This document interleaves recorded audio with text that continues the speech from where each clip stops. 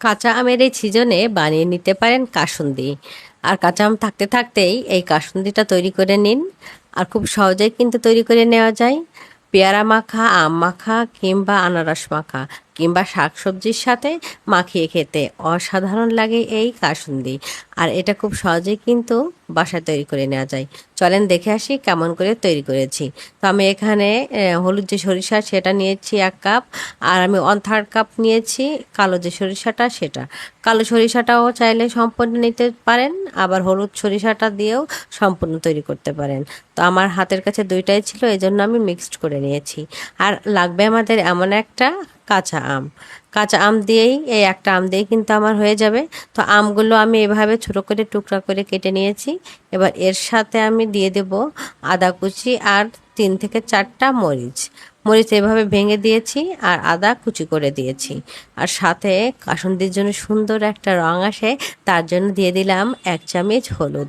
এবার ব্লেন্ডারের ভিতরে নিয়ে নিলাম সরিষা, আর তারপরে দিয়ে দিলাম সমস্ত উপকরণগুলো, তারপরে 1 বাটি পানি দিয়ে ব্লেন্ড করে নিব। খুব ভালোভাবে মিনিট 2 মতো ব্লেন্ড করে নিয়েছি। খুব সুন্দরভাবে পেস্ট হয়ে গেছে। এভাবেই কিন্তু ব্লেন্ডারে পেস্ট তৈরি করে নেবেন। পাত্রে পর্যাপ্ত পরিমাণে পানি দিয়ে দিলাম, অর্থাৎ 1 বাটি পানি দিয়েছি এখানে আমার কাসুনের পরিমাণ মতো। যখনই পানিটা গরম হয়ে আসছে অর্থাৎ ফুটে এসেছে, তখন আমি কাসুন্দির যে পেস্টটা ছিল সেটা দিয়ে দিলাম। এবার এর সাথে দিয়ে দিলাম 1/4 কাপ চিনি। তারপর দিয়ে দিলাম 1.5 চামচের মতো লবণ। লবণটাও কাসনের পরিমাণ মতো দিয়ে নিতে হবে। তারপর খুব ভালোভাবে হাতে এভাবে চামচের সাহায্যে নেড়ে মিক্সড করে দিব। আর এভাবে ফুটিয়ে জাল করে নিব অনেকটা ঘন হয়ে আসা পর্যন্ত। ব্লেন্ড করার সময় যে পানি দিয়েছি আর এই যে ফুটান্ত যে গরম পানিটা দিলাম, এই দুইটা শুকিয়ে আসা পর্যন্ত এটা জাল করতে থাকবো। তো এই যে এখন হোয়াইট যে ভিনেগারটা আছে অর্থাৎ সিরকা, এটা দিয়ে দিব পরিমাণ মতো।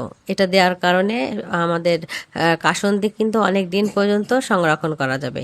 তারপর এই যে এভাবে পানিটা শুকিয়ে আসলে, ঠিক যেমন কাসুন্দির যে পর্যায়ে আমি রাখবো তার একটুখানি আগে 1/4 কাপ দিয়ে দিলাম সরিষার তেল। এটা অবশ্যই দিতে হবে। ঠিক হয়ে আসার একটু আগে সরিষার তেল দিয়ে মিক্সড করে নিব খুব ভালোভাবে। এভাবে কাসুনের সাথে খুব ভালোভাবে মিশিয়ে নিতে হবে। আর এভাবে কিন্তু তৈরি করা হয় একেবারে আদি অথেন্টিক স্টাইলের এভাবে কাসুন্দি। তো এখনই যে ঝাঁঝ আর ঘ্রাণ পুরো রান্নাঘর জুড়ে কিন্তু থাকবে। আর এটার স্বাদ একেবারে অতুলনীয়। সবজি থেকে শুরু করে যে কোনো মাখা, অর্থাৎ আম থেকে শুরু করে পেয়ারা, আনারস থেকে শুরু করে যে কোনো মাখায় তো কাসুন্দির জুড়ি নাই। তাছাড়া আপনারা এটা এমনিতে যে কোনো সবজি, শাকসবজির সাথে সবসময় খেতে পারেন। আর এই যে অতুলনীয় স্বাদের কাসুন্দি, যেটা এত সুন্দরভাবে তৈরি করা হয়েছে ঘরেই, তাই বাইরে থেকে কাসুন্দি না কিনেই ঘরেই তৈরি করে দেখুন, অসাধারণ লাগবে। আজকের রেসিপিটা যাদের কাছে ভালো লেগেছে তারা অবশ্যই লাইক, কমেন্ট, শেয়ার করতে ভুলবেন না। নিত্য নতুন এমন সহজ রেসিপিতে সাথেই থাকবেন। আল্লাহ হাফেজ।